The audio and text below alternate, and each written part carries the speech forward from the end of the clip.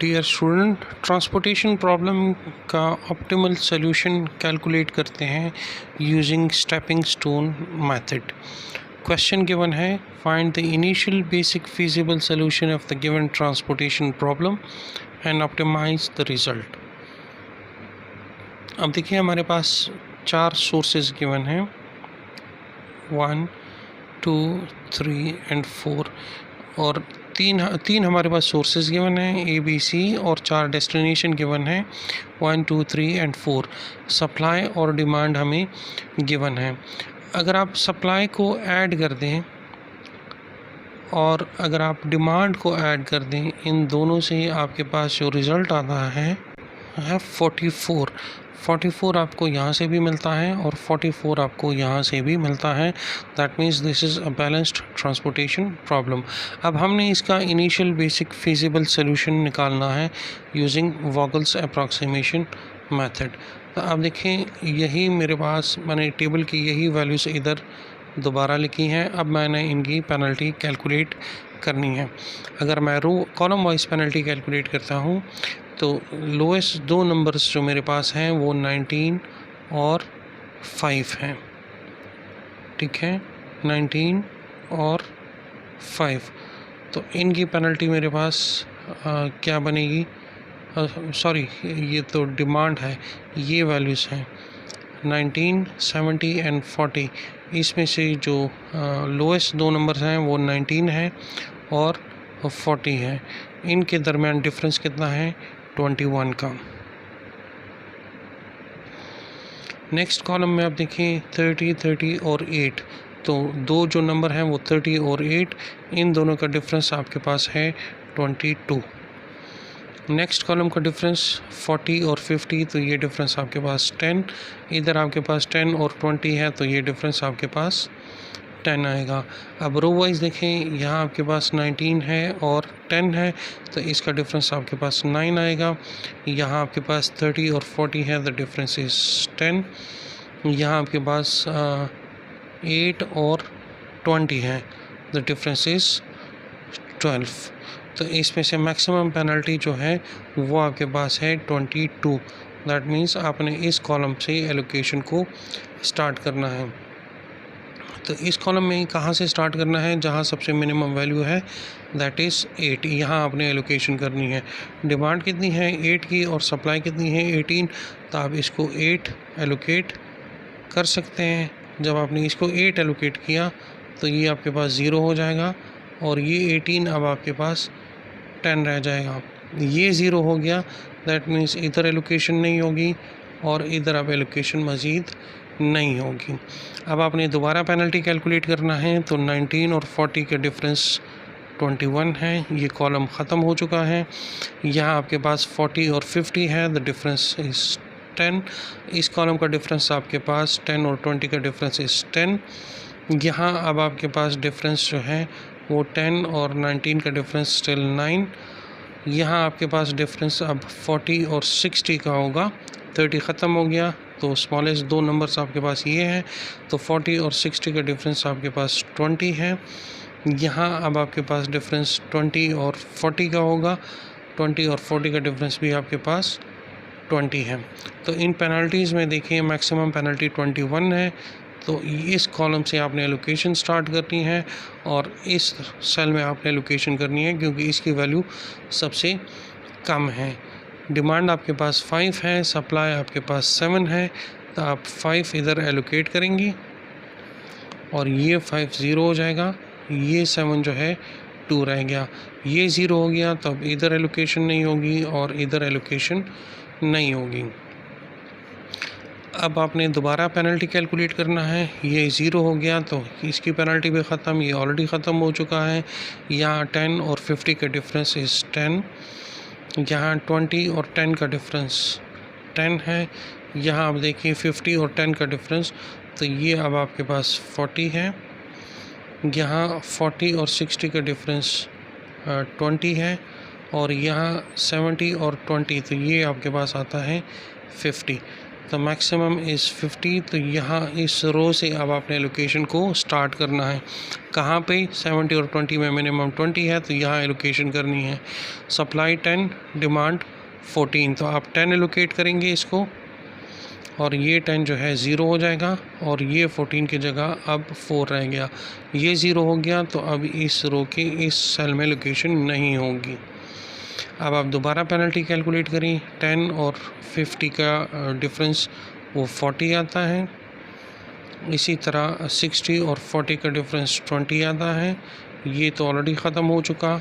इधर आ जाएं, 60 और 10, इसका डिफरेंस अब आपके पास आता है 50, और इधर 50 और 40 का डिफरेंस आपके पास है 10। ये तो ख़त्म हो गया है, ये भी ख़त्म हो गया। सो मैक्सिमम इज़ 50 के इस सेल में आपने एलोकेशन करना है। 2 सप्लाई है और डिमांड 4 की है, तो आपने 2 इधर एलोकेट करना है।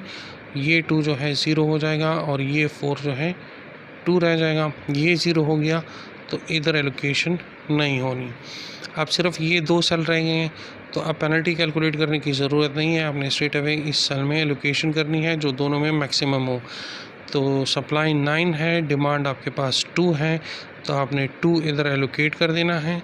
ये 0 हो जाएगा, और ये आपके पास 7 रह जाएगा। इस सेल में 7 डिमांड है और 7 ही सप्लाई है, तो आपने 7 इसको एलोकेट कर देना है। ये भी 0 हो जाएगा, और ये भी 0 हो जाएगा।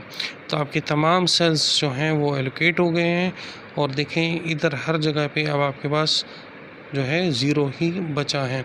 तो अब आपने अगर इसका इनिशियल फीजिबल ट्रांसपोर्टेशन कॉस्ट अगर आपने मालूम करनी है, तो ये इनके साथ मल्टीप्लाई कर दें।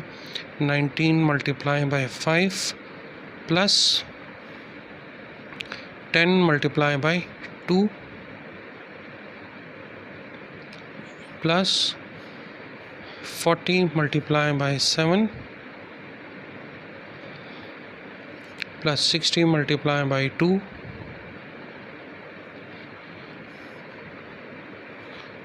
प्लस 8 मल्टीप्लाई बाय 8 और प्लस 20 मल्टीप्लाई बाय 10। जब आप इसको पूरा कैलकुलेट करेंगे, तो आपके पास इनिशियल फीजिबल सोल्यूशन जो आएगा वो आएगा 779। अब हमने देखना है कि ये जो सोल्यूशन हमारे पास इस ट्रांसपोर्टेशन प्रॉब्लम का आया है, क्या ये ऑप्टिमल सोल्यूशन है, या इसको हम मज़ीद ऑप्टिमाइज्ड कर सकते हैं यूजिंग स्टेपिंग स्टोन मेथड। ये जो मेरे पास सोल्यूशन आया है, इनिशियल बेसिक फीजिबल सोल्यूशन, आप देखें ये जो एलोकेशंस यहाँ पर मैंने की है, सेम यही एलोकेशन अब मैंने यहाँ पे दोबारा लिख दिया है, और इसको मैं फ़र्दर अब सॉल्व करूँगा। देखें ये जो मैंने रेड कलर में लिखे हैं, यही वो एलोकेटेड सेल्स हैं। तो अब आपका सबसे पहला काम क्या होगा, आपने नंबर ऑफ़ एलोकेटेड सेल्स ये मालूम करना है। नंबर ऑफ़ एलोकेटेड सेल्स हमने वो चेक करना है कि क्या वो बराबर है m प्लस n माइनस 1 के। m क्या चीज़ है? m is the number of rows, n is the number of columns minus 1। तो आप देखें 1 2 3 4 5 और 6, नंबर ऑफ़ एलोकेटेड सेल्स आपके पास हैं 6 equals to m। m is number of rows, तो 3 आपके पास रोज़ हैं। n is number of column, 1 2 3 4, 4 आपके पास कॉलम्स हैं minus 1, that means 6 equals to 6। जब ये दोनों बराबर है, that means this is a non degenerate problem. Non degenerate problem है। अब हमने इसको नॉन डीजेनेरिक प्रॉब्लम के तौर पर ही सॉल्व करना है। अब आपने सबसे पहले ही नॉन बेसिक सेल्स को उनकी वैल्यूज़ को कैलकुलेट करना है। देखिए हमारे पास नॉन बेसिक सेल ये है, first row second column C1 2। तो एक non basic non allocated cell मेरे पास जो है वो है C1 और 2। दूसरा आपके पास ये है C1 3। एक आपके पास ये है C21, second row first column C21, next is ये है C22 second row second column, C22 ये इसकी वैल्यू कैलकुलेट करनी है। इसके अलावा ये है C31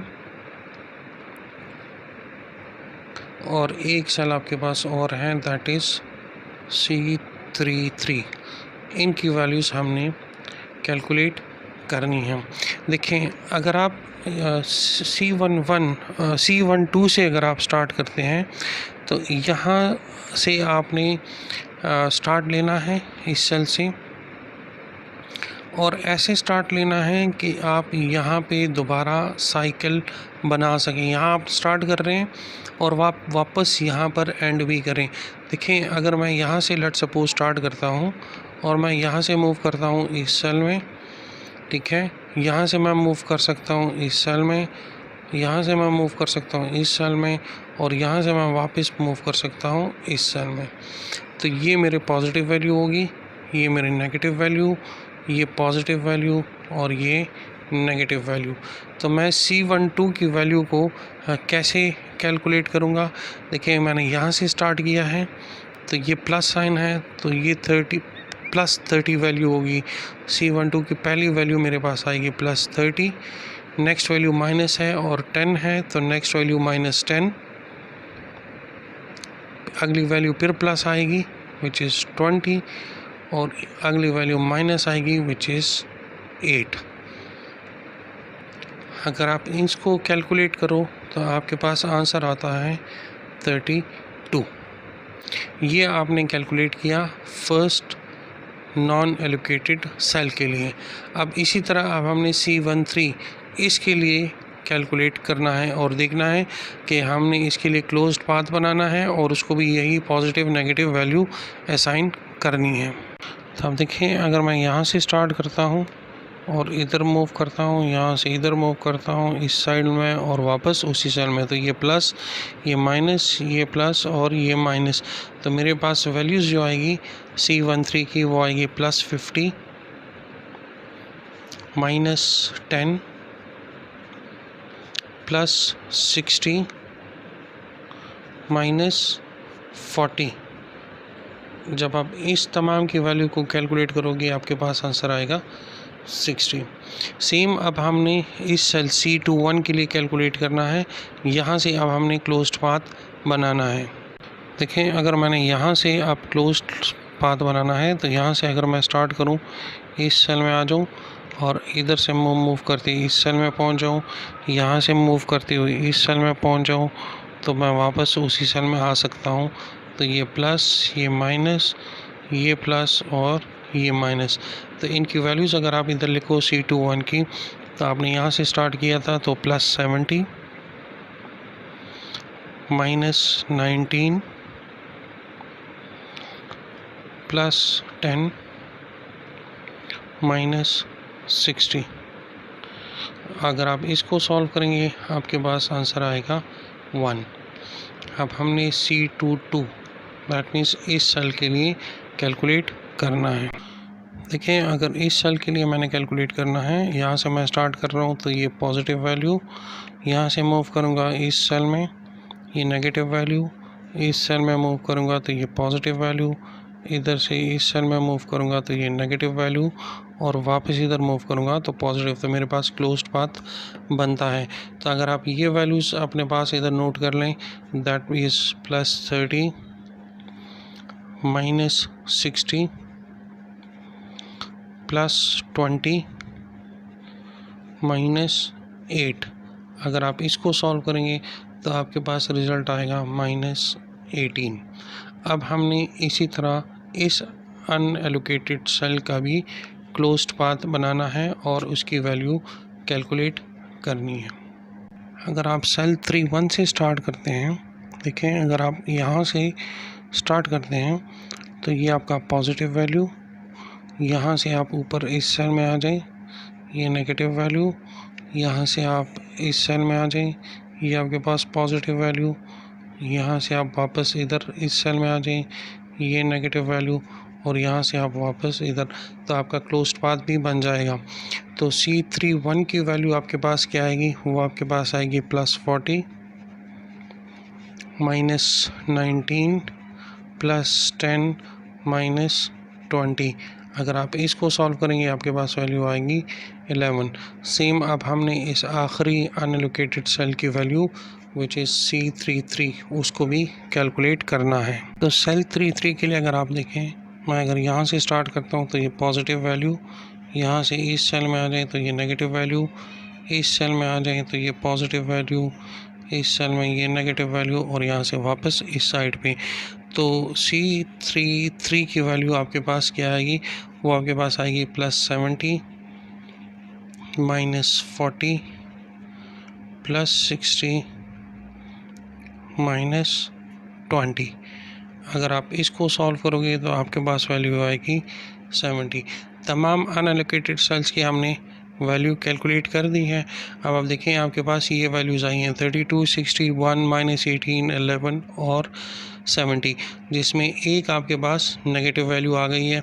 अगर ये तमाम पॉजिटिव होते तो यही हमारा ऑप्टिमल रिज़ल्ट होता, लेकिन यहाँ चूँकि अब आपके पास एक नेगेटिव नंबर मौजूद है तो ये ऑप्टिमल सोल्यूशन नहीं है, इसको हम ऑप्टिमाइज्ड कर सकते हैं। तो अब यहाँ पे जो सबसे लोवेस्ट नेगेटिव नंबर होगा हमने उसको पिक करना है। हमारे पास सिर्फ एक ही नेगेटिव नंबर है -18, तो हमने सेल C22 को अब नया बेसिक सेल वो सेलेक्ट करना है। तो सेल C22 ये जो है हमारा न्यू बेसिक सेल होगा। जो भी मैक्सिमम नेगेटिव नंबर आएगा वो आपका न्यू बेसिक सेल होगा। तो यहाँ मैक्सिमम नेगेटिव नंबर हमारे पास C22 है, तो that means second row second column ये C22 अब हमारा न्यू बेसिक सेल होगा। अब यहाँ से हमने एलोकेशन स्टार्ट करनी है, क्लोज्ड पाथ बनाना है, पॉजिटिव होगा।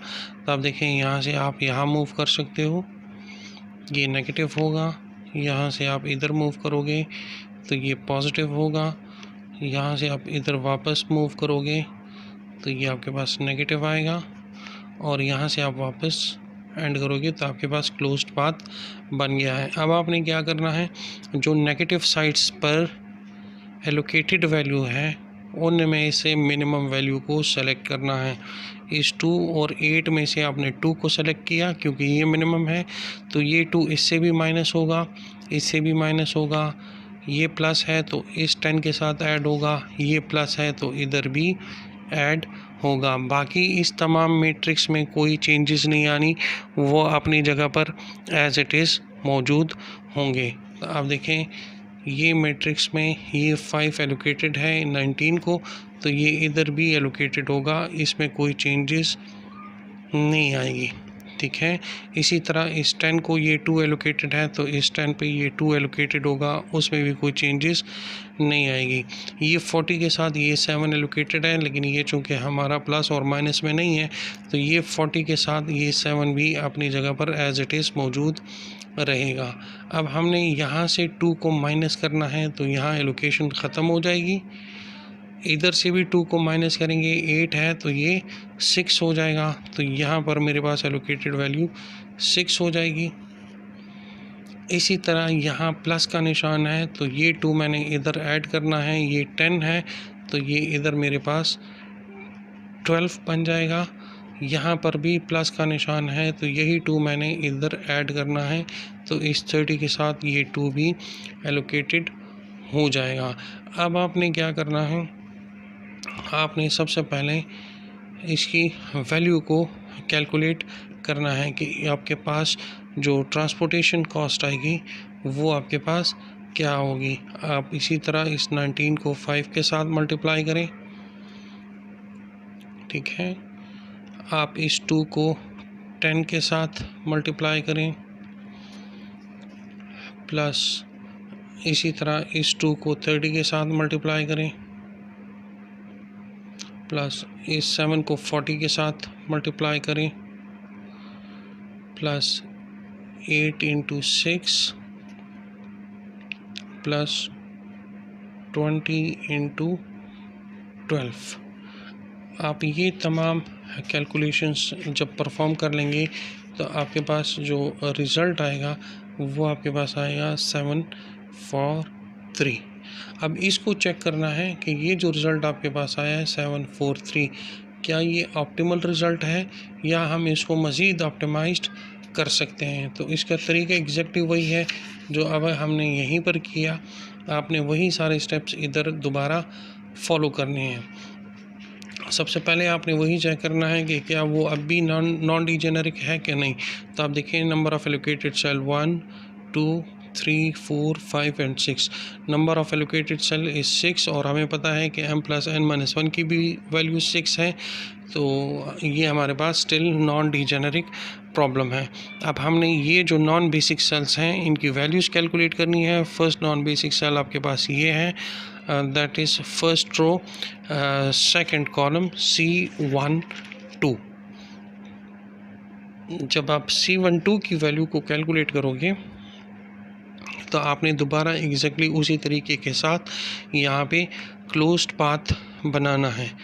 ठीक है, तो क्लोज्ड पाथ हम यहाँ पे कैसे बना सकते हैं। देखें, अगर आप यहाँ से यहाँ मूव कर जाएं, इधर से आप इधर आखिरी सेल पे इधर मूव कर दें और वापस आप इधर मूव कर दें तो आपके पास एक क्लोज्ड पाथ बन जाएगा। तो ये पॉजिटिव नेगेटिव और नेगेटिव, अगर आप इन वैल्यूज़ को इधर ऐड कर दोगे तो ये आपके पास बन जाएगा +30 -10